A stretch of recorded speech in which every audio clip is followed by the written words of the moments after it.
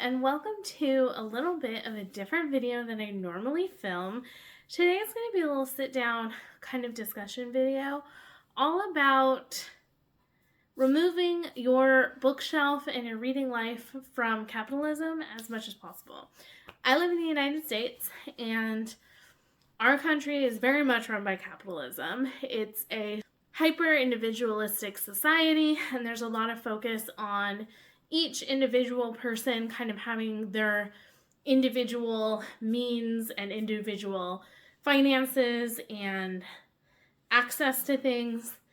And I don't agree with that. I think that community falls apart when it's all about me, and never about how can I, help others.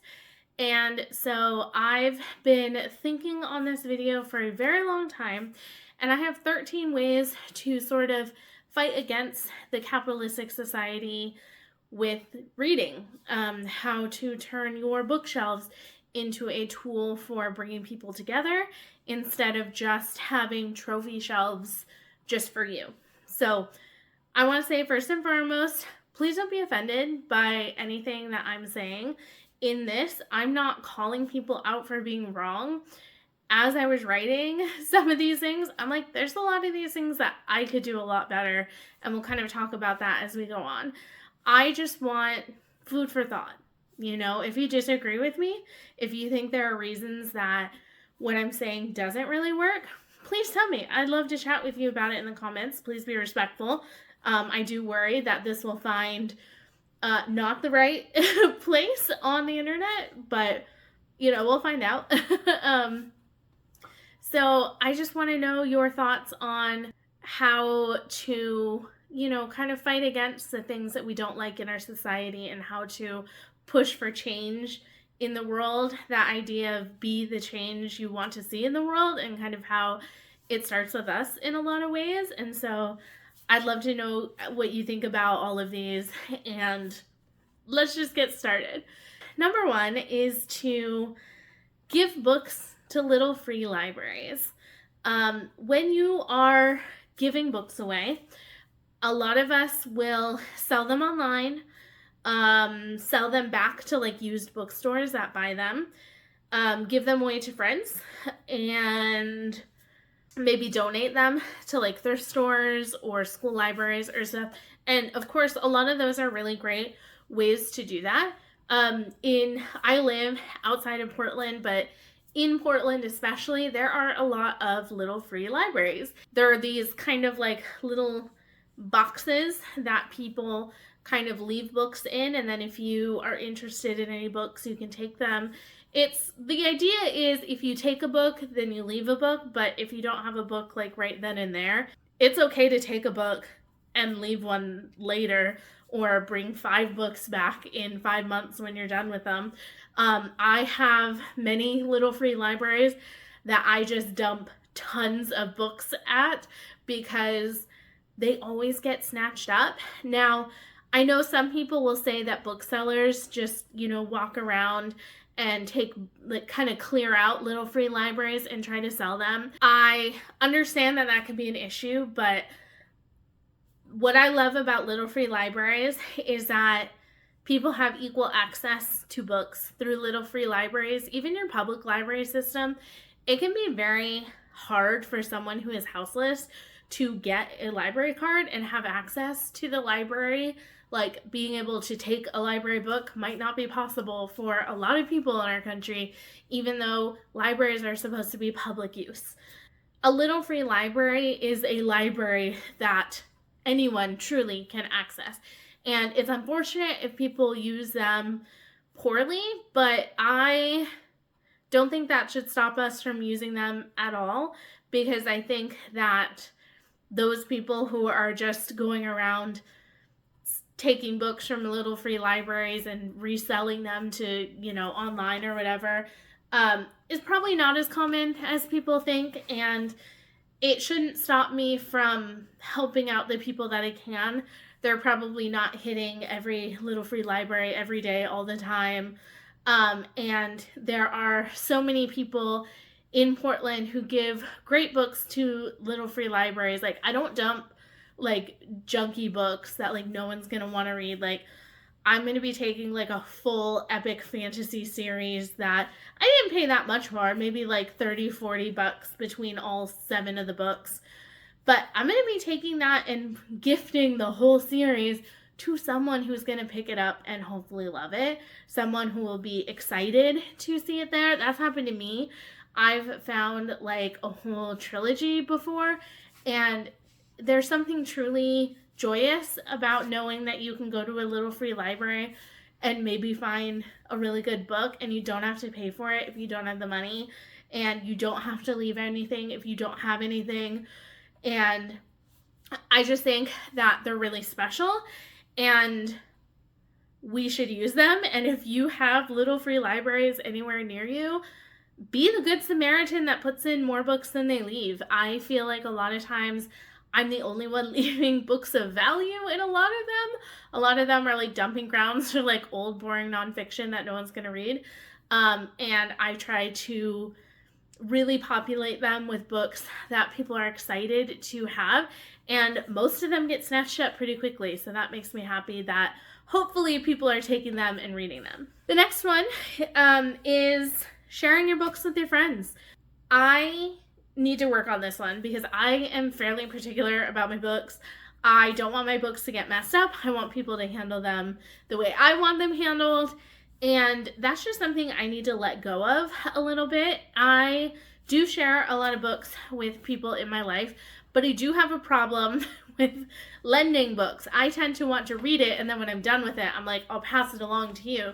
But what if I let my friends or my family like shop my shelves a little bit and trust them to borrow a book and get it back to me in a decent amount of time? Along with this goes, if you're borrowing from a friend, be a good borrower.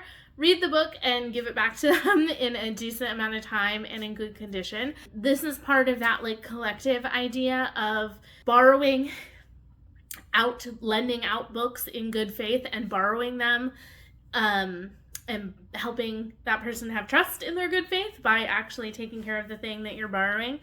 And I think that we can become a little too picky about the way our shelves look. I was even thinking like in this video, like setting it up, I was like, oh, I kind of want my books in the background because they look so cute. And I'm like, BookTube isn't about the physical books. And I think it's very easy to kind of have our shelves that are our prized possessions, our books. And yes, there are books that I have that are very special to me, like my special edition of Tress of the Emerald Sea, which is one of the Brandon Sanderson special project books. That is one of my prized possessions. I'm going to go grab the book real quick, actually. When I bought this book, it was one of the most expensive books I've ever bought. And green is my favorite color, and I absolutely love the physical object that this book is. I think it's so stunning, and like, I want my sister to read this book because I think she would really like it. Like, the art in here is beautiful. Like, there's just so many things about it that are so pretty. Like, these like green accents and stuff like that. There's like beautiful like full page art that is so gorgeous, and I want my sister to read it. And I struggled so much when I think about like lending it to her. She hasn't asked for it yet. I've told her she can borrow it, but I also had to tell her, please take care of it. It is one of my prized possessions. Please be gentle with it and be kind with it, because I do love it. But at the same time, I'm like, what's more important to me? This being in pristine condition for the rest of my life, or a family member whom I love reading this book and enjoying the story that I enjoy and being able to connect with them over that story? What's more important? And I know sometimes it's hard to say like, well, she could get it from the library or something else, but like someone saying, I love this, this is a prized possession, please read it, that's so much more impactful than saying you should get it from the library sometime. We need to let go a little bit of our shelves as prized possessions, and let our friends share books.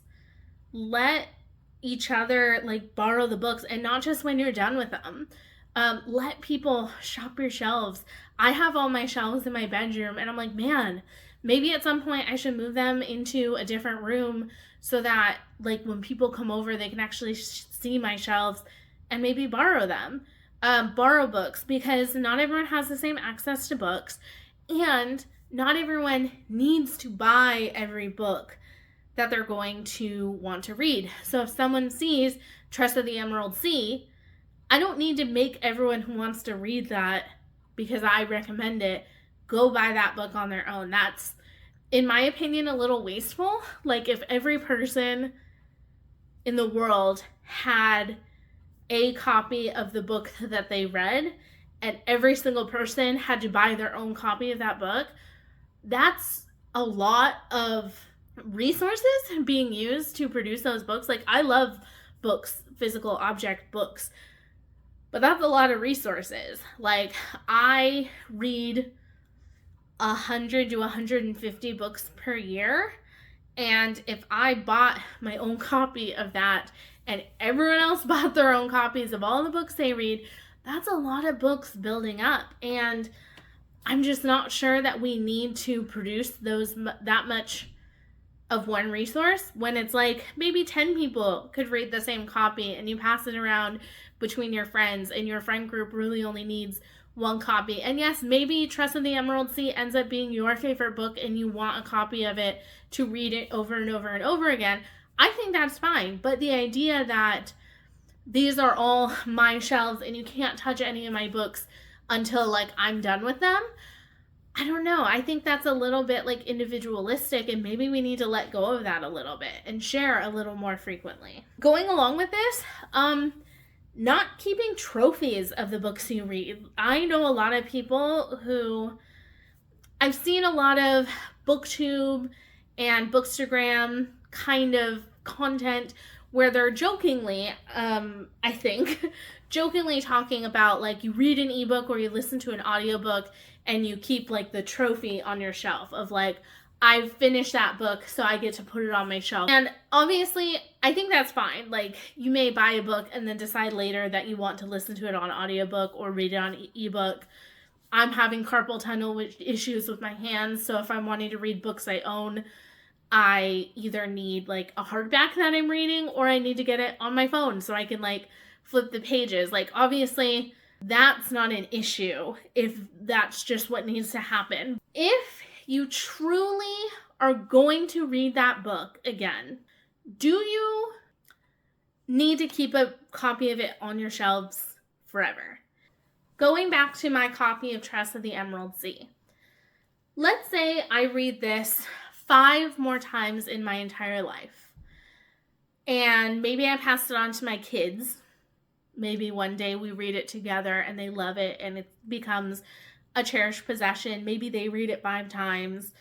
Maybe they pass it on. Maybe it stops there. Maybe they read it once. And that's a big if, because I'm not a big rereader. I don't reread too many books. There are very few that I keep that I think I will reread. Imagine if this book was read 2 times by me and no one else in my family liked fantasy. This whole possession only gets read twice. And then it just, maybe it finds a life somewhere else. Maybe in the future when I'm gone, someone just tosses it and says, I don't want to deal with figuring out if it's worth anything or anything like that. And it's just gone. Whereas if I share this book far and wide with family and friends and trust them to give it back to me, think of all the hands that would hold this and read it and enjoy it, and how much more use would be gotten out of the resources that were used to make this beautiful book. If we keep trophies, if we read a book once and keep it on our shelves, how many times are we actually going to use that resource again? I think there is something to be said for books as decor. They're a very expensive decor and they are made of precious resources. And, that's always been a struggle. Like, I love physical books, but they are made of trees. Like, we're cutting down trees to make books, and that can be sustainable, I think, but I don't know if the way we're consuming books right now is sustainable. When you're considering buying books and keeping them on your shelves, maybe consider, like, how often is this resource going to get used? How often is this story going to be enjoyed? Or is it being read once and I put it on my shelf because I want a trophy of what I've read and I don't plan on reading it again? Maybe you read a book and you didn't like it all that much, but it looks beautiful. I think it's something to talk about. I don't know, it's just something I've been thinking about, is like, how many times should a book be read? When I get books from the library, I know some people find it kind of like gross to read books other people have read, and in some cases maybe that's valid. I think that's a very individualistic way of thinking about it. Obviously, no one has read this book but me. I'm the only one whose hands have touched these pages. This is very different. This is a library book of a book that's like 5 or 6 years old, and it's been read before. But for the most part, people are kind to books from the library, I find. And you may find a smear here or there that you're like, I don't know what that is. But is it really that big of a deal? Obviously, if you have a condition that doesn't allow you to come into contact with things that other people come into contact with, or maybe you have like a germophobic type of OCD that doesn't allow you to actually touch something physically that has been touched by other people without having a hard time, like, understand that. But for most people, I think that if you really think about it, this book has probably been read and loved by so many people and then passed on, because were they going to read it again? Maybe, maybe not. And if you're not lending out to your family or friends, if it's just a trophy on your shelf, how many hands could it touch? How many lives could it enhance if other people got a chance to get their hands on the book? Especially with something like the new releases, like appreciating the beauty that this is, special editions. Not everyone has access to the resources needed to buy those. Some people will never be able to experience a book this beautiful because of financial resources. Being able to buy these special editions, I have to realize, is a huge privilege on my end. And I think for people that have access to money to buy books and fill their shelves with trophy books, that's a huge privilege. There are many people who can't access a library and will never hold books this beautiful, and I think that is a real shame. Books are meant to be shared by people. I feel like I'm getting emotional saying this because I love books so much, and it makes me so sad to think that people can't access this the way I can. And I know that's a reality, and it makes me sad when it like really hits me. So please share your books. Don't just buy trophies for your room for you to enjoy. Share them. Share beautiful books with people. Let them enjoy the experience of holding this in their hands and being swept away by a story. Whew, that one got deep. Another thing, don't chase all new releases. This is not to say that you can't read new releases. Please, by all means, read them. But you don't need to buy every new release. Maybe talk to your friends. If your friends are planning on buying the new Brandon Sanderson book, you might not need that Brandon Sanderson book right away. Maybe they read it, you read it after them, then decide if you want to buy it. And I know there's a lot of FOMO about not reading things right when they come out. I don't read a lot of new releases. I think it's totally fine to read a book 2 years after the hype has died down. A lot of people talk about how hype kind of ruins books for them. And I think it's totally fine to not buy brand new, every new release that you think is interesting. I think it's fine to check them out from the library. Libraries get access to new releases. Sometimes they have tons of holds on them. Sometimes I don't. Sometimes I just walk in and I'm like, oh, Wind in Truth is just sitting there on the shelves. Oh, I could have just, checked it out from the library. I think we make such a big deal of missing out on trends and like missing out on the hot new thing. And you don't need to chase all new releases. Not every person on earth needs to buy the new Sarah J. Maas when it comes out. Maybe you buy it. Maybe 2 out of 4 of your friends buy it in your friend group and you share with each other. That's 2 resources of books that have been saved. That's 2 books worth of money that has been saved to go towards other things. And there can be this aspect of like actually sharing books with your friends. Like I know families who talked about they had like a reading order. When my family got the Hunger Games books, my mom had read them first and I was away at college. And when we came back from college, my mom was like, oh my gosh, you kids have to read these books. And we had like a reading order. Like I would read them first because I was the fastest. And then my brother and then my sister because she's like the slowest reader. She doesn't read as much. She's not that slow at reading, but she doesn't read as much. So it would take her a longer time to finish them. So it was like I would read them and like shove it on my brother, like, read it, it's so good. And we did that for the whole trilogy. We just like I would read it, then my brother, and then my sister, and we just like pass it down until everyone had read it and we were talking about it. And it was really fun. Like I loved when I would finish it, immediately handing it to my brother, who was like so excited to read it and continue on. And my mom was so excited to share the books with us because she had read them while we were away at college. And it was such a great time.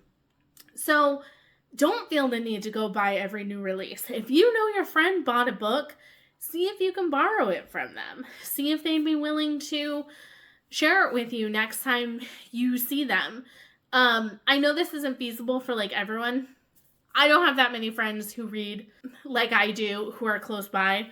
But if you have a friend group or a book club group that you meet with in person that wants to kind of facilitate a sharing environment, I think that's awesome. Next, I want to talk about how we shift our financial support of the industry, because I know some of you are probably thinking in the comments like, but if I don't buy books, who's going to be supporting the artists and the authors and all the people in the publishing industry? How are they going to be supported if I'm not buying books? And I have some ideas. So support authors through reviews and word of mouth.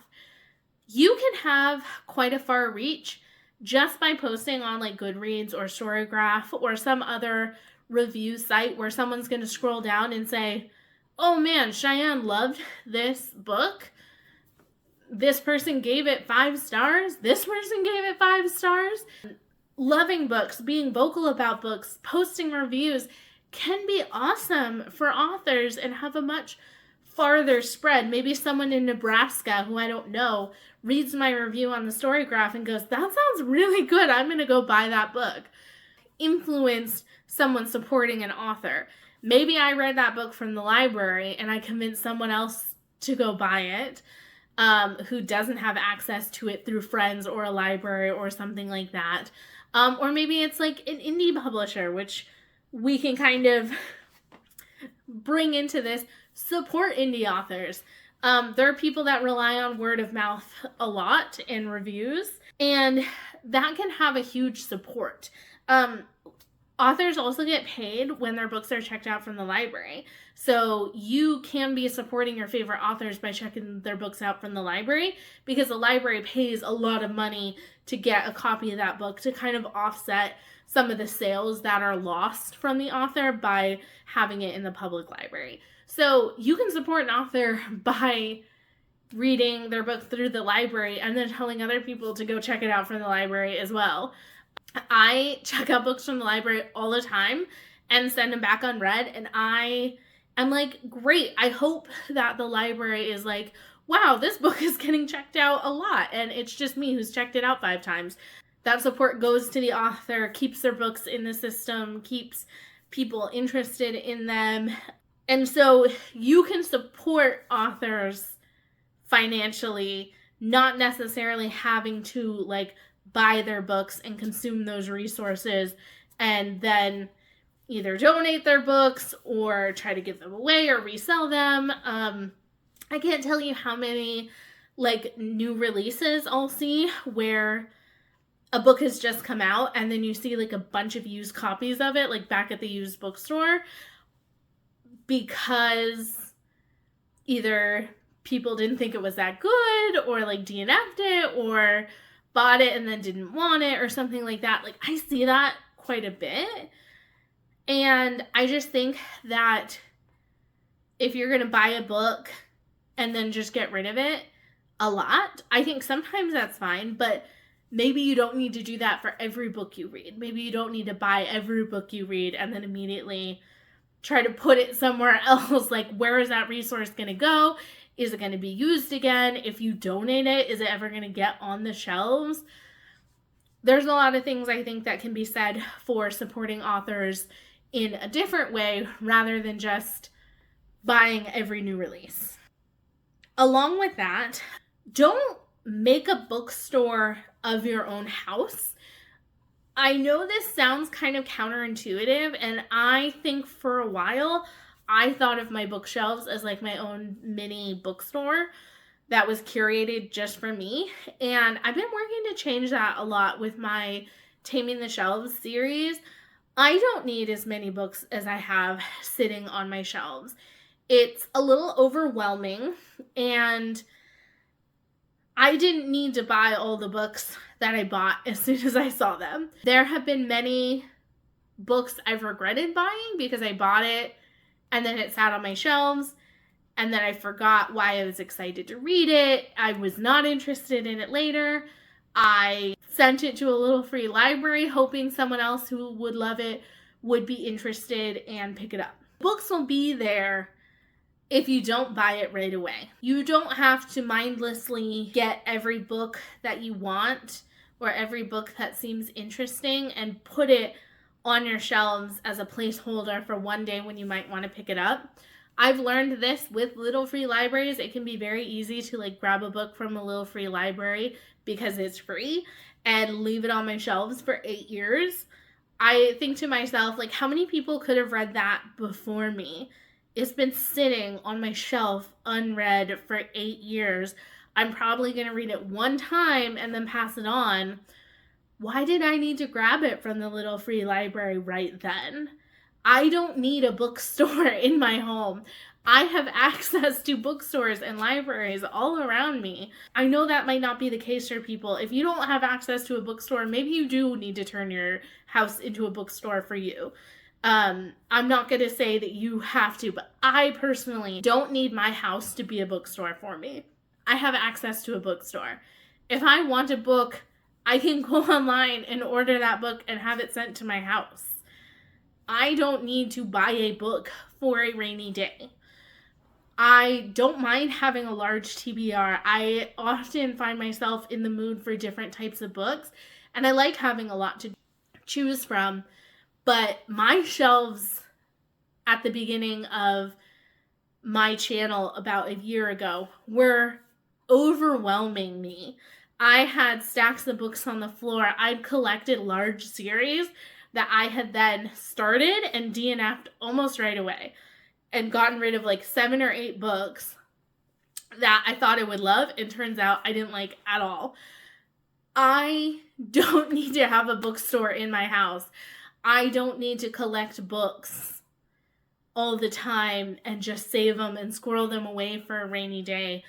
When I pull a book out of circulation from my greater community, I'm restricting how much access other people have to some of those books. Even if I go to Powell's and buy a used book there, I'm taking it out of circulation from the general public. And I'm saying, I'm going to hold this book on my bookshelf until it's ready for me. And I don't think I need to do that as much as I have. I have, I think, 300 or 400 books on my shelves, some of which are books that I've read and loved, a very small portion. I have 3 shelves that are double stacked. 3 bookshelves with 3 shelves each, so 9 shelves that are double stacked with books in the back and the front in front of them. And I've bought those books, collected those books, got them as gifts, things like that. And I've taken them out of circulation of the general public and said, I'm going to hold them on my shelves. What if I never get to them? And when I'm gone from this earth, what happens to all my books? Does someone care for them the way I would want them to and diligently pass out 400 books to little free libraries so that other people can access them?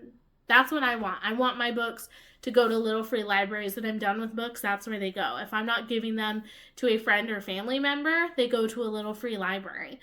And when I'm gone, I don't know if that's what's going to happen with my books. So why am I squirreling them away? I need to read them and pass them along if I'm done with them, or keep the ones that I really truly think are really special to me. And I can get those books back in circulation so that people can be flipping through the pages and really enjoying what they read and passing it along to someone else. I hope that my books are in the hands of people that wouldn't have been able to access them any other way. People who don't have a lot of money, people who don't have access to public libraries. I hope that the books I have bought and collected and have passed on go to those people who need them most. And when I collect a bookshop of my own in my own house and I say, nope, all of these books, all of them are for me and me alone, I think that's a little bit of the capitalism in me going, I don't want people to touch my books. I want this so that right when I'm in the mood, I can pick it up right now instead of having to go look for it. And I don't want anyone else to touch it. I want it to be perfect and beautiful all the time and just be my curated collection. And I think I want to live a little differently. I want to challenge that mindset of a bookstore just for me. I don't need a whole bookstore just for myself. This goes along with supporting indie authors. Don't shop at Amazon if you can help it. Amazon is trying to ruin the publishing industry and create a monopoly where it's at the center of book publishing so that we have to go through them to get books. That's not a conspiracy theory. That is what they want to do at Amazon. So don't shop there. Don't give them their money. If you possibly can buy anywhere else, put your money there. We have to stand up as consumers to these big companies that are trying to monopolize books. Books should be for anyone. As soon as Amazon gets a monopoly, you can be sure that they will jack up the prices as high as they can to get as much money out of authors and consumers as possible and leave none for anyone else. So, support local bookstores, support indie authors. If you can buy directly from the indie author, that is so much better than buying on Amazon. They get so few % of the royalties. Do not shop there if you can help it. If you want to support an author and you can't find their books anywhere else, I think that's okay. It's kind of something where you're in between a rock and a hard place there. Maybe it's a Kindle Unlimited book and you're like, I wouldn't buy your book. I don't know if I'm that interested, but I have Kindle Unlimited and I want to take a chance on your book because it is free. I mean, you're paying a subscription, but it is free. If you're going, I wouldn't have bought your book otherwise, but since it's free, I'll try it out. Please use word of mouth to tell people about that book if you enjoy it. Please leave reviews so that you are helping support them if you weren't going to support them by buying their book directly, because Amazon takes so much money from authors. It's a really bad system. As someone who wants to be a self-published author, possibly, a authors almost always have to go through Amazon, unfortunately, unless you are a Brandon Sanderson or like a Daniel Green who has like a platform elsewhere and can draw the amount of money and people, followers that it takes to self-publish apart from Amazon. Most people have to go through there. I don't know if it would be possible for me to sell my books directly if I don't have like a large following, because how are you going to get your books in front of people's eyes? It's very hard to do that. So I get it. Please support indie authors. If the only way you can support them is through buying on Amazon, I think that's okay. But if you're just ordering a book off of Amazon because it's easy, please don't do that. It's really bad for the book industry. I've tried to study a lot, as much as I can, about it and heard about it from authors. It's really bad. Shop used books if you can. This goes along with my prop for the video. Books are beautiful when you buy them new and pristine and no one has ever touched them before. Sometimes a beat up mass market paperback of a book that I found for like $1 is also great. I'm probably going to read this once and pass it on. I haven't been collecting the Outlander books. I found this for $1 and was like, yeah, that would be nice to have for when I get around to it, because I knew I was going to read it. It's not in perfect condition. The spine is bent. It's going to be a comfortable book to read. It's been read before by people. It will be comfortable to read. This is not inherently a worse reading experience than this, unless you just hate mass market paperbacks, because I know some people do. A book does not need to be pristine to be a good read. The thing that matters are the words on the page, the way the story transports you. So don't turn your nose up at used books. It's great that when I'm done with this, I'm going to send it off to a little free library or someone else who wants to read it, and it's going to be read again and again and again and again and again until it falls apart or someone puts it on their shelf and never picks it up again. So you can extend the use of resources by shopping used books. You can prolong a book from going into a landfill by picking up a used book. Don't turn your nose up at them just because they're a little more loved than your other books. Give it a try. The next thing you can do to remove your reading from capitalism is to support small book businesses. So wherever you can, when you're avoiding Amazon, maybe turn your gaze to other small indie bookstores, things like the Storygraph that are owned by a small group of people. I love the Storygraph. I've used it for a really long time. I don't pay for like the subscription, but I use the free version, and I tell everyone I know to use Storygraph instead of Goodreads because I think it's way better. There are a few things from Goodreads that I wish I had that they don't, and it is a little slow, but when I found out that Amazon owned Goodreads and I look at all the ads and how like if you click on any book, it's gonna like send you to Amazon to like buy the book. I'm like, I hate it. And now I see Goodreads. I see Goodreads as a giant ad for Amazon every time I use it. So I don't use it. I use the Storygraph, and it took a little bit of time to get used to it. There are some things I miss from the way the Goodreads app is set up, but I love Storygraph. I'm all in. I switched one day and just said, I'm never going back to Goodreads, and I haven't been back since. And that was 4 years ago, I think I've been using it. So it's a good time. You can pay to get some like extra services and things and perks and features through the app, or you can just have a free version of the app, which has all your basic book tracking stuff that you would want. And I think that it's a great way to shift my resources as a free app user from Goodreads and Amazon owned app to someone who independently owns it and is trying to make a living off of being a small business owner. So I think that's awesome. Another thing that you can do is just don't overconsume reading products.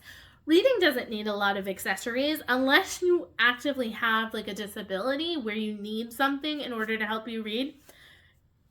Usually, the only thing you need is this. Maybe an e-reader if you're going to need that. I have a really old Kindle Fire. It's probably like 13 years old. It's really slow. So I have to use it on airplane mode, and it takes forever to download a book. But I don't read a lot of ebooks. So I use that when I want to read an ebook on something that's not my phone. Otherwise, I use my phone to read ebooks. I listen to audiobooks on my phone when I want them, and then I hold books in my hands. You don't need all the fancy gadgets. You don't need fancy blankets, a fancy reading spot. This is my reading chair. It's a chair I've had for at least 10 years. It's, maybe not the most comfortable chair ever, but it works. Oh, and a footstool to put my foot up that my sister got at her interior design job for like $5 when they were done using it for staging, and they were basically giving it away. You don't need anything for reading. Don't feel like you have to buy cutesy annotation things. If you want to annotate your books, grab a pen. If you want pretty colors, that's fine. But don't think you need it, and don't mindlessly consume products and try to aestheticize your reading unless it's something that you truly want. Think about what you're consuming and how often you'll use it and why you use it and why you need it. If I'm going to tab up a book, do I really need to use all those post-it notes inside a book if I'm only going to read it once and then get rid of it?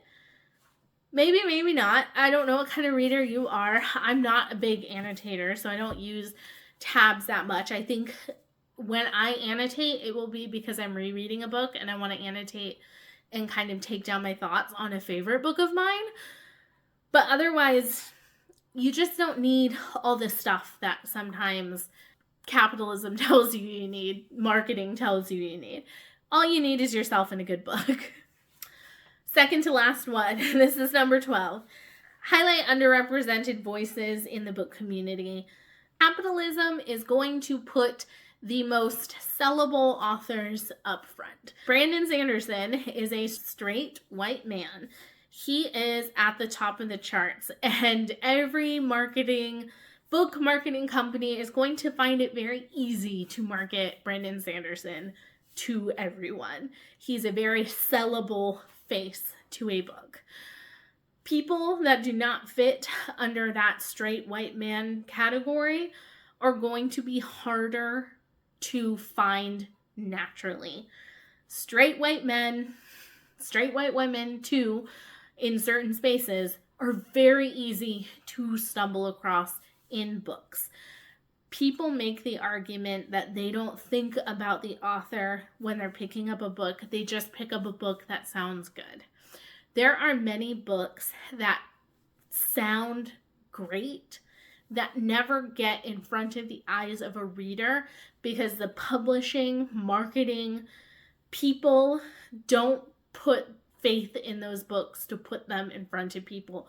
You have to do the work yourself to diversify your reading and support people that maybe the publishing industry doesn't support.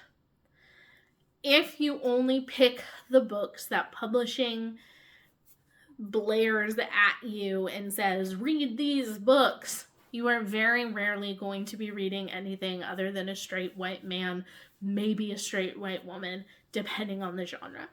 If you want to diversify your reading and find gems of books that maybe you wouldn't have found otherwise, you have to do the work to look past what publishing is telling you is the best seller, and you have to look for books that are outside of that very traditional, easy to sell, capitalism driven marketing. So please look for booktubers that recommend wide, diverse books and genres and authors from all nationalities, all genders, everything. Look for representation from what your booktubers are finding, what books they're reading. I am not the best at this. I have a lot of books on my shelves that I've collected that are from white people, straight white people. And it's what I'm reading because I'm trying to read the books that I own. But I do know that that's something where when I'm putting books on my TBR to get to someday, I'm making sure I'm looking for diversity in my reading. And sometimes it means trying out things that I don't know if I'll like. And it's fine to pick up a book from the library, check it out, and be like, that wasn't for me, but I'm glad I tried it because now I know.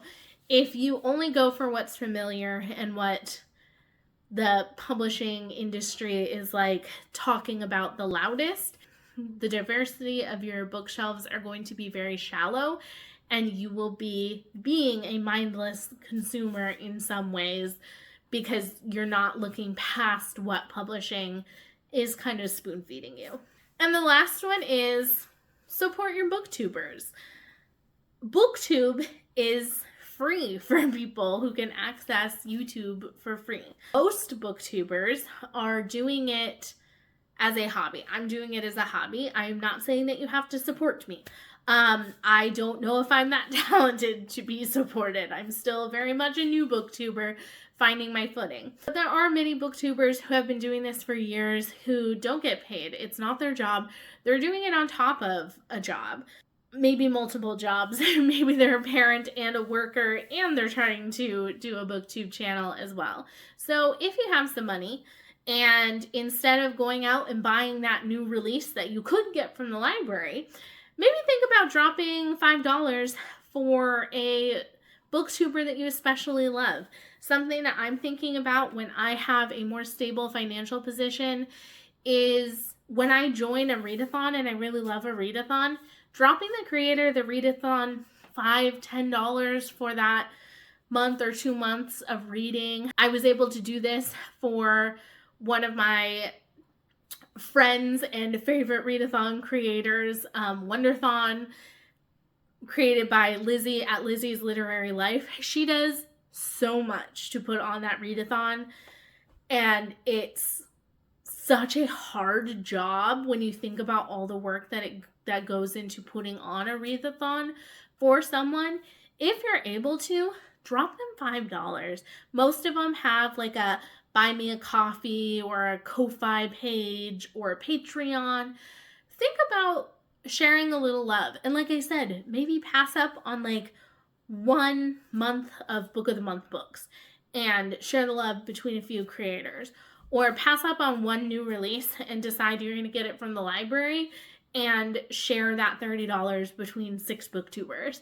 Like, think of the difference we could make in people's lives if we share the money with people that really need it. Some booktubers do make a living off of it, but it's not a very stable living, and it can be hard for them to make a living based off of BookTube because YouTube doesn't pay very well. A lot of it comes from Patreon, from people that are like subscribing to pay them a certain amount of money every month.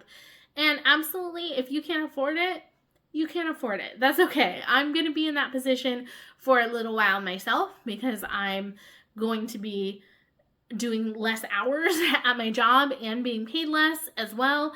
So my financial position is not going to be very high for a while. It's okay if you can't. I don't say this to like shame someone who's watching some booktubers for free.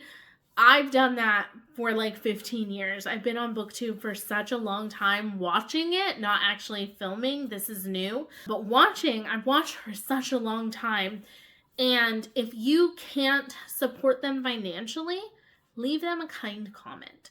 That does so much for them. Just knowing that they're not talking to a void, that people are enjoying the content, because a lot of times you put out a video and you don't know if anyone likes it unless they actually comment and say that they like it. If you're shy and don't want to be perceived on the internet, leave a like. We can't see who likes it, I don't think. At least I haven't found it. Subscribe to them and watch their videos. Give them the watch time.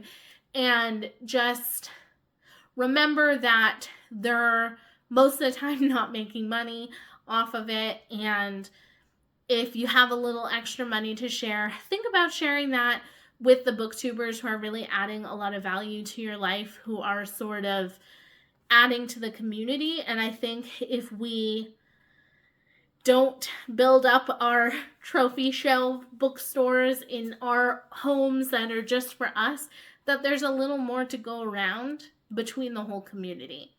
If I can give this to 5 friends who also want to read it, how much money does that save that they can spend elsewhere on supporting booktubers, or taking a chance on an indie author's book, or finding an author whose book was just translated from a country in Africa? The more community focused we can be, the more resources, finances we can share, and everyone gets a little bit more, everyone wins a little bit more in those scenarios.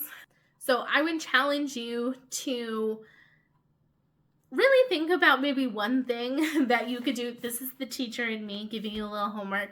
Maybe think about one solid change you could make in your reading life if you're planning to try to decapitalize your reading, to pry it from the hands of capitalism that just wants to wring all the resources and time and energy out of us that it can. Think about how you can be more community focused with your readership, and how you can support people that truly benefit more than a company like Amazon. Think about the difference that you could make in a life or multiple lives or many, many, many lives to come by dropping off a book at a little free library one day and someone else coming across it and passing it along to all of their friends. Learn to let go of the books a little bit. We don't need a picture perfect bookshelf. It is fully okay and awesome if your books are well loved and read by many, many hands and ready to be read by many, many more hands in the future. Let's all be a little kind to each other. Please be kind and respectful in the comments. If you think I'm full of it and you think I'm absolutely being condescending, let me know in a nice way. I'm more than happy to be rebuffed if I stepped out of place anywhere. But please be kind, and I would love to hear your ideas if you have any other ideas for how to fight capitalism with your reading life. I would love to know, and I would love to chat with you about them in the discussion. Please let me know if there are any of these tips that you want to put into practice, and I will see you in the next video. Bye!